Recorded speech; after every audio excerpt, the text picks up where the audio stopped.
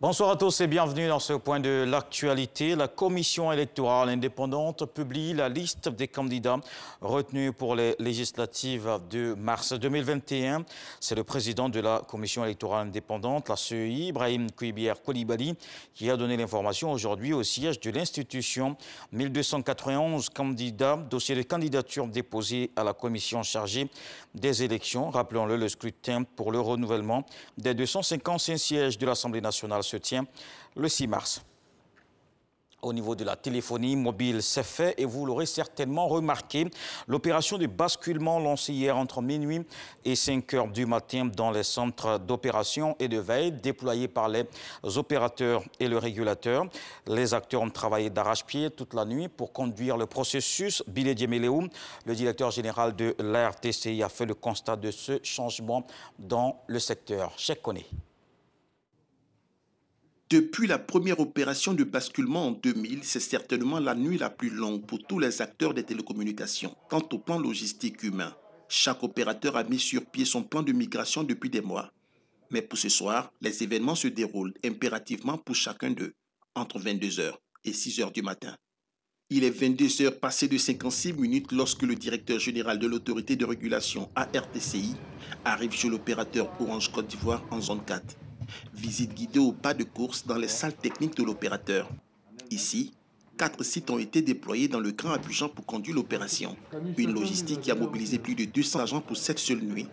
À l'intérieur du pays, 580 coachs mobiles ont été déployés pour apporter assistance aux abonnés. L'opérateur se dit prêt. Des centres d'appel et de réclamation seront ouverts exceptionnellement ce dimanche pour assister les entreprises et particuliers confrontés à des difficultés. Cap est mis ensuite chez les opérateurs Move Africa et MTN Côte d'Ivoire à la Riviera Golf et à Mac Horizon 4. Les dispositifs techniques et prise en charge des clients sont quasi identiques d'un opérateur à un autre, notamment les services data, voix et mobile money. Retour au siège du régulateur à Makuriano Mambo. Nous avons été rassurés que le plan de travail qui a été validé par l'équipe projet, piloté par la RTCI,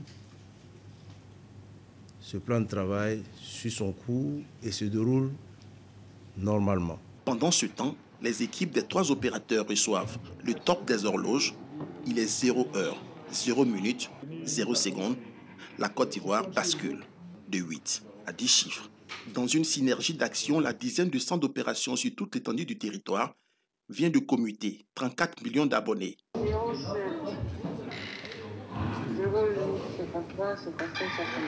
Voilà, donc c'est bon, hein, ça marche. Hein. C'est le premier appel. Je ne peux que remercier et féliciter tous les collaborateurs, notamment la RTCI, qui a coordonné cette délicate et importante opération. Une opération que je peux qualifier d'historique. Dans un souci d'adaptation, les opérateurs en accord avec le régulateur ont prévu un plan de cohabitation des 8 et 10 chiffres jusqu'en fin février. Et voici un dossier à suivre dans le journal de 20 h. Très prisé à Niablé, la consommation de dindons fait partie des habitudes alimentaires des populations. La viande de cette volaille toujours accompagnée de foutou ou de riz. On en retrouve dans les sauces de différents restaurants de la ville. La viande de dindon est aussi proposée en braisé chez les vendeurs de choukouya. Un délice qui est devenu presque l'identité de la ville tout entière. On en saura davantage dans la grande édition.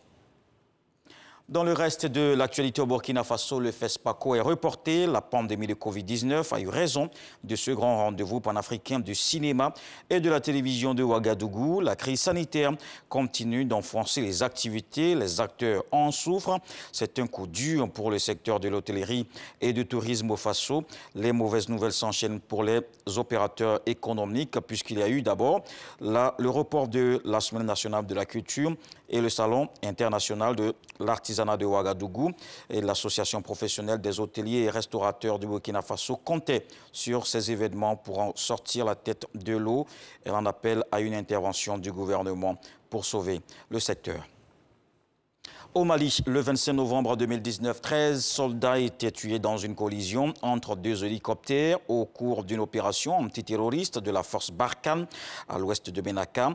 Le bureau Enquête Accident pour la sécurité de l'aéronautique d'État a publié son rapport ce samedi. Les enquêteurs indiquent que les causes relèvent exclusivement de facteurs organisationnels et humains. Il pointe ainsi plusieurs défaillances dans la communication qui ont entraîné une appréciation erronée de la situation par les équipages.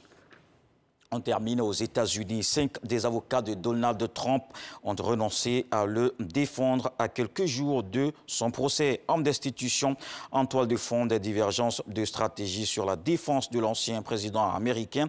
Trump souhaite que ses avocats continuent à plaider la thèse d'une fraude massive lors de l'élection présidentielle plutôt que de se concentrer sur la légalité de poursuites à l'égard d'un président n'étant plus en fonction. Le procès, rappelons-le, doit s'ouvrir le 9 février prochain. On se donne rendez-vous à 20 h pour la grande édition.